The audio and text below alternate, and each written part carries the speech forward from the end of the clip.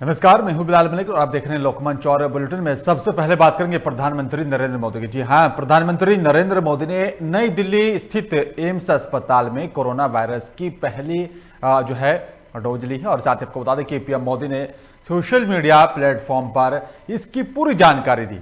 उन्होंने ट्वीट किया, मैंने एम्स में कोविड-19 वैक्सीन की अपनी पहली खुराक ली। उल्लेखनीय है कि कैसे हमारे डॉक्टरों और साथी वैज्ञानिकों ने कोरोना महामारी के खिलाफ वैश्विक लड़ाई को मजबूत करने के लिए काम किया।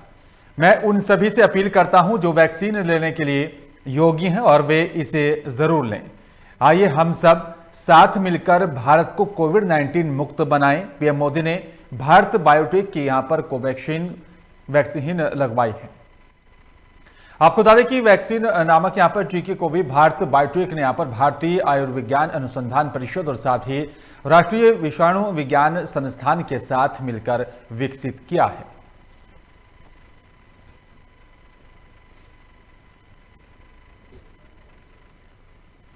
भारत में कोरोना महामारी के खिलाफ जारी लड़ाई अब एक कदम और भी आगे बढ़ रही है। सोमवार से आम जनता के लिए यहां पर कोरोना टीकाकरण की शुरुआत हो गई और इसके लिए 60 साल से भी ज्यादा और साथ ही 45 साल से अधिक उम्र के गंभीर रोगों से यहां पर ग्रस्त लोग पात्र होंगे। टीकाकरण के लिए कोवैक्सीन यहां पर 2.0 पोर्टल और साथ ही आरोग्य सेतु पर अपना रजिस्ट्रेशन करवाना होगा। इसके लिए निजी अस्पतालों में प्रत्येक खुराक के लिए 250 रुपए देने होंगे, जबकि सरकारी अस्पतालों में मुफ्त में टीका लगेगा। केंद्रीय स्वास्थ्य मंत्रालय के मुताबिक कोई भी व्यक्ति किसी भी केंद्र पर कोरोना का टीका लगवा सकता है। रजिस्ट्रेशन की प्रक्रिया सुबह 9 बजे से दोपहर 3 बजे तक चलेगी और मंत्रालय के अनुसार अगर कोई व्यक्ति पोर्टल पर रजिस्ट्रेशन नहीं करा पाता है तो वे सीधे टीकाकरण केंद्र पर जाकर भी अपना रजिस्ट्रेशन करा सकता है। इसके लिए आपको आधार कार्ड, ड्राइविंग लाइसेंस, वोटर पहचान पत्र, पैन कार्ड, बैंक या फिर पोस्ट ऑफिस की फोटो युक्त पासबुक समेत सरकार से अप्रूव किए गए 12 पहचान पत्र में से कोई भी पहचान पत्र दिखा सकते हैं।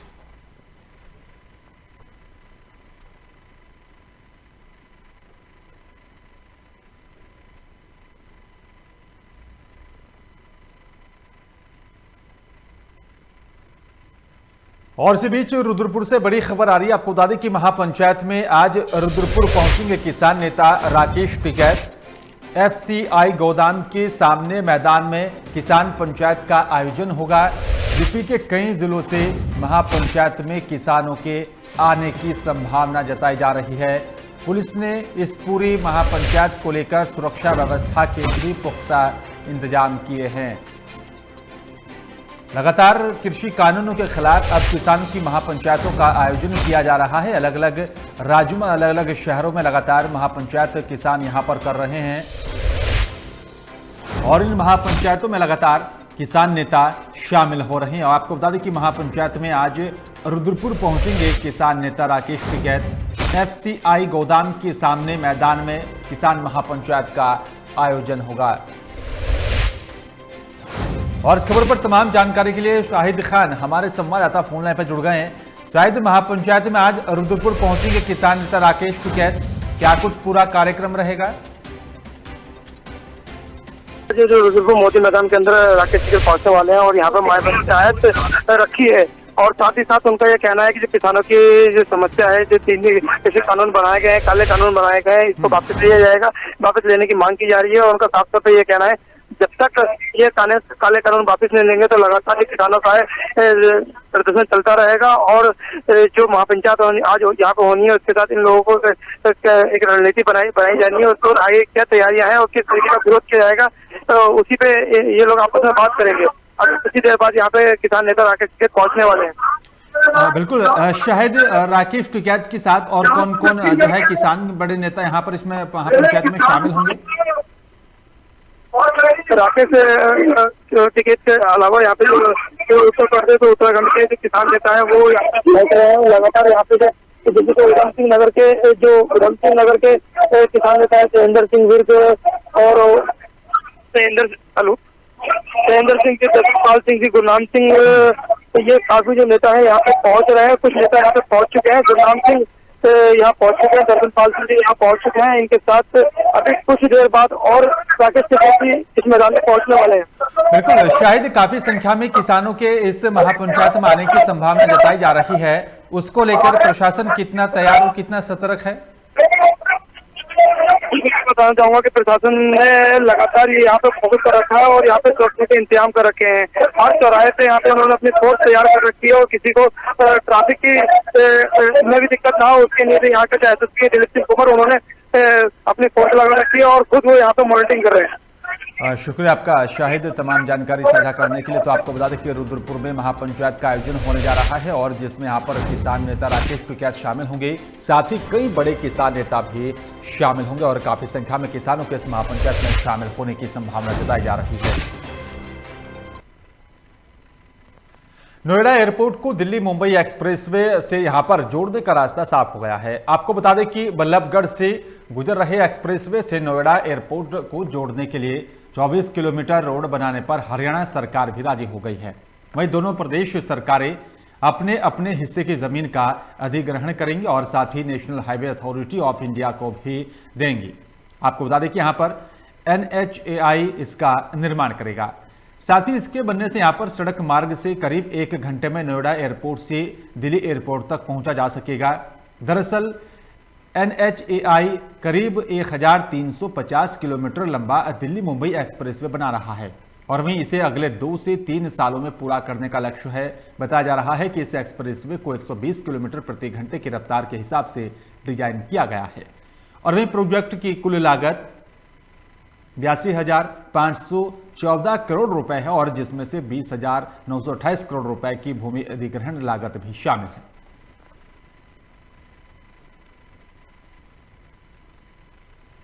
और इसी बीच लक्सर से बड़ी खबर आ रही है। आपको बता दें कि राजस्व परिषद के आयुक्त ने लक्सर तहसील का निरीक्षण किया है। निरीक्षण के दौरान 122B के मुकदमे वर्षों से लंबित पाए गए हैं। निस्तारित मामलों की यहां पर पत्रावली 4 साल से नहीं दाखिल की गई है। अभिलेखागार में दस्तावेजों के रखरखाव में भी कई खामियां देखने को मिली हैं। मुख्य सचिव ने तत्कालीन तहसीलदार सुशील कोठियाल का जो है तबादला कर दिया है। जिलाधिकारी ने रजिस्ट्रार कानूनगो मनोज पांडे को जिला मुख्यालय अटैच कर दिया है।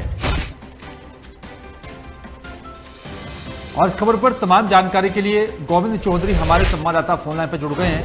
गोविंद, राजस्व परिषद के आयुक्त ने लक्सर तहसील का निरीक्षण किया, क्या कुछ सामने आया निकलकर? राजस्व परिषद के आयुक्त लक्सर तहसील का निरीक्षण किया था, जिसमें गड़बड़ी की कर पर जो अनियमितताएं पाई गई थी, जिसमें पूर्व में जो तहसीलदार पर जो अनियमितताएं बरतने के आरोप में उनका स्थानांतरण बदल दिया गया था। लेकिन इसी को देखते हुए आज जो है जो रजिस्ट्रार कानूनगो हैं उन पर गाज गिरी है, तो उनको भी जो है जिला मुख्यालय में अटैच कर दिया। जी बिलाल, और क्या कुछ खामियां निकल कर आई? जिस तरह से जानकारी मिल पा रही है, कुछ खामियां नजर आई हैं जिसको लेकर जो है कदम उठाया गया, तहसीलदार का तबादला किया गया। देखिए बिलाल जी, बताना चाहूंगा 26 दिसंबर को राजस्व परिषद के आयुक्त BM मिश्रा व उपायुक्त विप्रा त्रिवेदी ने तहसील निरीक्षण किया था, जिसमें निरीक्षण में पता चला था कि 122B के मुकदमे वर्षों से निलंबित हैं। निस्तारित मामलों की पत्रावधि 4 साल से दाखिल दफ्तर में नहीं की गई थी। तहसीलदार व रजिस्ट्रार कानूनगो इस संख्या के बारे में भी पूरी तरह से नहीं बताए गए और दस्तावेज जो रखरखाव था वो भी सही नहीं पाया गया। जमीन के दाखिल खारिज की प्रक्रिया भी लंबे समय से पूरी नहीं की जा सकी, जिसमें मुख्य सचिव ने तत्कालीन जो तहसीलदार थे उनको जो उनका ट्रांसफर कर दिया था और आज जो है उन पर भी गाज गिरी है। जी बिल्कुल, लेकिन गोविंद, जिस तरीके से अधिकारियों की लापरवाही सामने निकल कर आई है, जिसका खामियाजा कहीं ना कहीं आम जनता को ही भुगतना पड़ता है, तो ऐसे अधिकारियों के खिलाफ क्या कुछ कार्रवाई होनी चाहिए? देखिए बिलाल, बताना चाहूंगा जिस तरह से तहसील प्रशासन पर जो कई बार करने के आरोप भी लगे, उससे पहले भी SDM साहब के जो पेशगार थे उन पर रिश्वतखोरी का भी आरोप लगा था। हालांकि उनको भी जिला मुख्यालय अटैच कर दिया गया था। लेकिन एक बड़ा सवाल बिलाल यहाँ पर यह बनता है कि आखिरकार ऐसे अधिकारी को जिला स्तर पर अटैच करने से आखिरकार लंबी कार्रवाई क्यों नहीं हो पाती? जी बिलाल, ये तो आने वाला वक्त ही बता सकता है कि जिस तरह से अधिकारी कार्रवाई करते हैं, हालांकि मुख्यालय में अटैच करते हैं, लेकिन उनके ऊपर बड़ी कार्रवाई प्रशासन की तरफ से नहीं हो पाती। बिल्कुल, और यही खामियाजा जो है फिर जो है जनता को ही भुगतना पड़ता है। शुक्रिया आपका गोविंद, तमाम जानकारी साझा करने के लिए।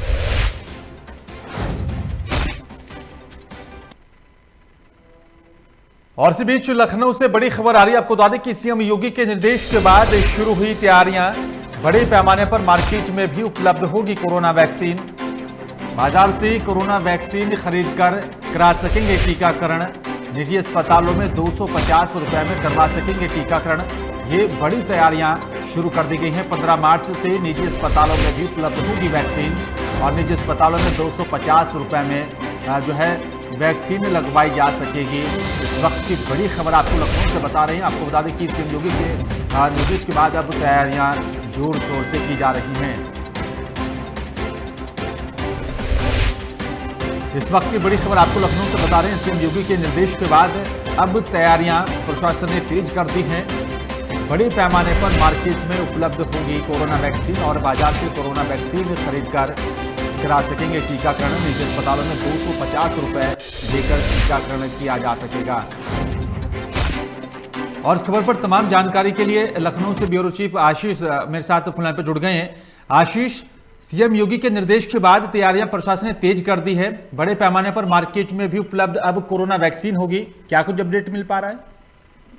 जी बिल्कुल सही कहा आपने। सीएम योगी का निर्देश हुआ है कि वैक्सीन की अभी काफी लोग है ना जो अच्छे घर से या बड़े परिवार से हैं, वो लोग लाइन में लग के अपना वैक्सीनेशन नहीं कराना चाहते हैं। वो चाहते हैं कि हमारा कोई बड़े हॉस्पिटल में या निजीकरण में हो तो वहां से हम लगा के आराम से चले आए। तो इसी को देखते हुए योगी जी ने निर्देश भी दिए हैं कि निजी अस्पतालों में, जो बड़े बड़े निजी अस्पताल है, उनमें अब 250 रुपए में ये टीकाकरण होगा। कोई भी व्यक्ति जाके अपना 250 रुपए में टीकाकरण करा सकता है और बाजार से आप वैक्सीन लेकर भी आप खुद ही जाके अपनी किसी अस्पताल में टीकाकरण करा सकते हैं। और ये ऐसा नहीं कि कम मात्रा में होगी, ये बहुत बड़े पैमाने पर और बहुत बड़ी मात्रा में मार्केट में उपलब्ध होने जा रही है। जी बिल्कुल आशीष, लेकिन प्रक्रिया क्या होगी? अगर कोई प्राइवेट अस्पताल में जाकर टीकाकरण कराना चाहता है, उसका जो है प्रक्रिया क्या होगी? किस तरह से, क्या कुछ रूल रेगुलेशन उसके लिए बनाए गए हैं?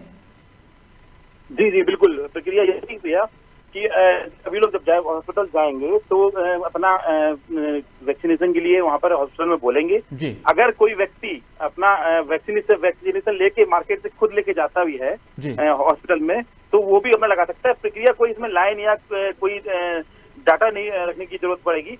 बस अपना नंबर रजिस्ट्रेशन होगा, आपका नाम लिया जाएगा, आपको दोबारा टीका के लिए भी आपको अवेलेबल कराया जाएगा, आपको बुलाया जाएगा।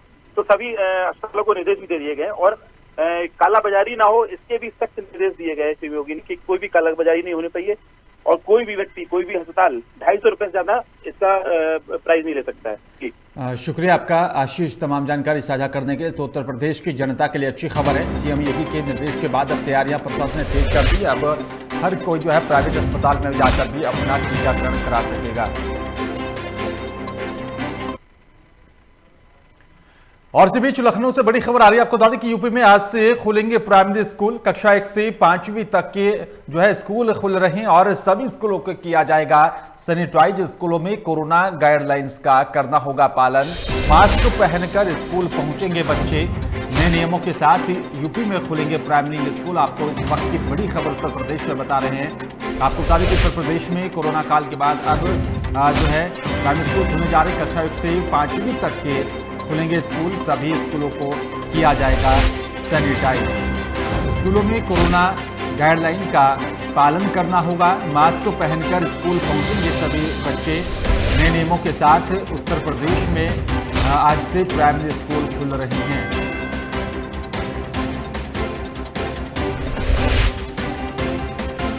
और खबर पर तमाम जानकारी के लिए लखनऊ ब्यूरो आशीष मेरे साथ फोन लाइन पर जुड़ गए हैं। आशीष, उत्तर प्रदेश में भी आज से प्राइमरी स्कूल खुल रहे हैं, तो क्या कुछ पूरी व्यवस्था होगी? क्या कुछ नियम और कायदे बनाए गए हैं जिस तरह से कोरोना काल के बाद आज से स्कूल खोले जा रहे हैं? जी, जैसे जैसे कोरोना कम पड़ता जा रहा है, ढीला होता जा रहा है, उससे सरकार के निर्देश हो रहे हैं कि आप धीरे धीरे स्कूल खोल सकते हैं। बाकी सारी शिक्षा संस्थान है, अभी कोई भी ऑफिस है, सभी सारे खुल रहे हैं।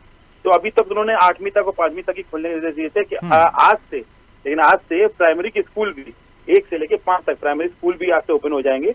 और दिए गए हैं योगी जी की सरकार की तरफ से कि स्कूल, सारे स्कूल जो भी प्राइवेट हो या गवर्नमेंट हो, वो कोरोना गाइडलाइंस का उनको पालन करना ही करना होगा। और सभी बच्चों को मास्क पहन कर आना पड़ेगा। अब देखना ये है कि छोटे बच्चे जो 1 साल के या 2 साल के कक्षा 1 में है वो मास्क लगाते हैं, प्रॉपर तरीके से नहीं लगाते हैं जी। अब ये तो आगे की बात होगी जी। बिल्कुल आशीष, लेकिन स्कूल खुल रहे हैं, कक्षा 1 से 5वीं तक के छोटे मासूम बच्चे स्कूल पहुंचेंगे, वहां पर व्यवस्था क्या होगी? प्रशासन किस तरह से व्यवस्था करेगा?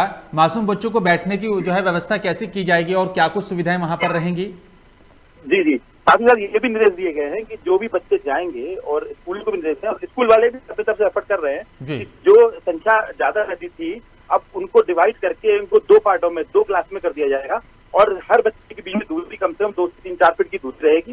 कोई भी बच्चा आपस में आसपास नहीं बैठेगा, ज्यादा उनको खेलने की जगह नहीं दी जाएगी, शेयर अपना खाना एक दूसरे से शेयर नहीं करेंगे। काफी चीजें हैं जो स्कूल की तरफ से उनको बताया गया है जी। शुक्रिया आपका आशीष, तमाम जानकारी साझा रखने के लिए। आपको बता दें कि जिस तरीके से अब से यहाँ पर प्राइमरी स्कूल खुल रहे हैं आज से, और काफ़ी जो है व्यवस्था भी की गई, और साथ ही कोरोना गाइडलाइन का भी पालन सभी को करना होगा। और इस बीच हमीरपुर से बड़ी खबर आ रही है। आपको बता दें कि जिला अस्पताल में लगाया जा रहा है कोरोना का मुफ्त टीका। सीनियर सिटीजन के लिए आज से शुरू हुआ कोरोना वैक्सीन का कैंप। 60 वर्ष से अधिक उम्र के लोगों को लगेगा कोरोना का टीका। आज से लोगों को दी जा रही है कोरोना वैक्सीन की यहाँ पर पहली डोज, और पहचान पत्र के आधार पर रजिस्ट्रेशन करवाना अनिवार्य कर दिया गया है। इस वक्त की बड़ी खबर आपको हमीरपुर से बता रहे, जहाँ पर जिला अस्पताल में लगाया जा रहा है कोरोना का मुफ्त टीका। सीनियर सिटीजन के लिए आज से शुरू हुआ है कोरोना वैक्सीन का कैंप। 60 वर्ष से अधिक उम्र के लोगों को लगाया जा रहा है कोरोना का टीका। आज से लोगों को दी जा रही है कोरोना वैक्सीन की पहली डोज। और इस खबर पर तमाम जानकारी के लिए मोहित हमारे संवाददाता फोन लाइन पर जुड़ गए हैं। मोहित, आज से जिला अस्पताल में कोरोना वैक्सीन की डोज का कैंप शुरू कर दिया गया है, क्या कुछ पूरा कार्यक्रम किया जा रहा है, किस तरीके से क्या कुछ व्यवस्था है? जी, आपको बता दें कि आज जिला अस्पताल में 60 वर्ष से अधिक उम्र वालों के लिए वैक्सीन लगाई जा रही है जी।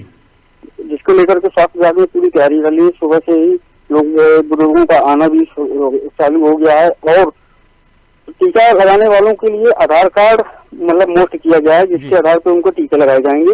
स्वास्थ्य विभाग व पुलिस कर्मियों के दोनों के सहयोग से जिला अस्पताल में टीकाकरण का काम चल रहा है। जी मोहित, टीकाकरण होने से पहले क्या कुछ जांच की जा रही है, क्या कुछ दस्तावेज देखे जा रहे हैं?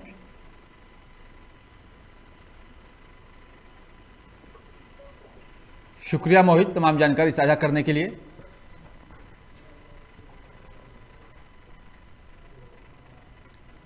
और इसी बीच हमीरपुर से बड़ी खबर आ रही है। आपको बता दें कि जिला प्रशासन ने ओवरलोड वाहनों के खिलाफ चलाया अभियान। सुमेरपुर रिसोलर मार्ग पर की गई बालू भरे ओवरलोड वाहनों की चेकिंग। अभियान में पकड़े गए 50 ओवरलोड वाहनों के खिलाफ कार्रवाई की गई है। ओवरलोड वाहनों के खिलाफ ये यहाँ पर जिला प्रशासन ने एक अभियान चलाया।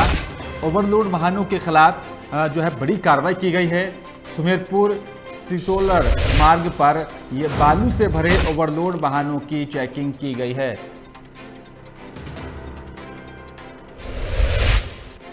अभियान में पकड़े गए 50 ओवरलोड वाहनों के खिलाफ बड़ी कार्रवाई की गई है। जिला प्रशासन की तरफ से लगातार ओवरलोड वाहनों के खिलाफ कार्रवाई की जा रही है। एक अभियान चलाया जा रहा है जिसके चलते इस तरह की कार्रवाई की जा रही है।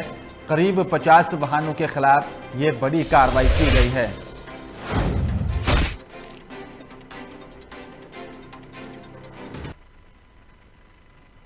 और इसी बीच जौनपुर से बड़ी खबर आ रही है। आपको बता दें कि नहीं रुक रही कोरोना की रफ्तार। 2 नए संक्रमित मिलने से संख्या 6,731 पहुंच गई है। तो कोरोना संक्रमितों की जो है मौत हो चुकी है। 16 सक्रिय मरीजों का अभी उपचार चल रहा है। इस वक्त की बड़ी खबर आपको बता रहे हैं जौनपुर से। जौनपुर में भी नहीं रुक रही कोरोना की रफ्तार। एक तरफ लगातार सरकार कामयाबी हासिल कर रही है, कोविड वैक्सीन आ चुकी है, लगातार टीकाकरण हो रहा है, लेकिन दूसरी तरफ जौनपुर में नहीं रुक रही कोरोना की रफ्तार। 2 नए संक्रमित मिलने से संख्या बढ़कर अब 6,731 पहुंच गई है। तो कोरोना संक्रमितों की मौत हो चुकी है। 16 सक्रिय मरीजों का अभी उपचार चल रहा है। और इस खबर पर तमाम जानकारी के लिए विवेक हमारे संवाददाता फोन लाइन पर जुड़ गए हैं। विवेक, कोरोना की रफ्तार नहीं थम रही है, लगातार कोरोना संक्रमित मरीजों की संख्या बढ़ती जा रही है। और बिलाल, बिल्कुल आपको बता दूं, जौनपुर में देखा है कोरोना मरीजों की संख्या फिर जो है धीरे धीरे रफ्तार बढ़ रही है। और जौनपुर में अभी जो 2 नए मरीज मिलने से हड़कंप मच गया है। कोरोना की हम बात करें संख्या मरीजों की बात 6731 मरीज अब तक पाए गए हैं और जिसमें 100 लोगों की कोरोना से मौत हो गई है। 16 मरीजों का वर्तमान में इलाज चल रहा है। फिलहाल जो है सरकार जो है और जिला प्रशासन लोगों से अपील कर रहा है कोरोना कोविड-19 का लोग पालन करें और सोशल डिस्टेंसिंग का ख्याल रखें, मास्क लगा के जो है शहर में बाजारों में निकलें। जी विवेक, एक तरफ कोविड वैक्सीन टीकाकरण हो रहा है और लगातार सरकार कामयाबी भी हासिल कर रही है, लेकिन जौनपुर में इस तरह से लगातार जो है मामले सामने आ रहे हैं, इसकी मुख्य वजह क्या मानी जाए? और बिलाल, बिल्कुल आपको बता दो, सरकार तो लोगों से एक अपील भी कर रहा है, लोगों तक जो है कोरोना वैक्सीनेशन तो नहीं पहुंचे, लेकिन जो है कुछ लोग तो अभी पहुंचा है, फ्रंट लाइन वर्कर हुए हैं, मेडिकल से और स्टाफर हुए, लेकिन जो अभी भी आम लोगों को जो है कोरोना वैक्सीन नहीं लगा। कहीं ना कहीं जो अभी उनको अपना को ख्याल रखना हो, कोविड-19 का पालन करना। लेकिन आज 1 मार्च से जो है विद्यालय भी खुल गए हैं। ऐसे में सरकार को एक बड़ी चुनौती होगी किस तरह से जो है कोरोना मरीजों की संख्या घटे या हैंडल किया जाए। लेकिन कहीं ना कहीं हम आपको भी जो है सावधानी बरतने की जरूरत है, जो है कोविड-19 का पूरा ध्यान रखा जाए। बिल्कुल विवेक, कहीं ना कहीं हम सबकी भी नैतिक जिम्मेदारी बनती है। शुक्रिया आपका तमाम जानकारी साझा करने के लिए।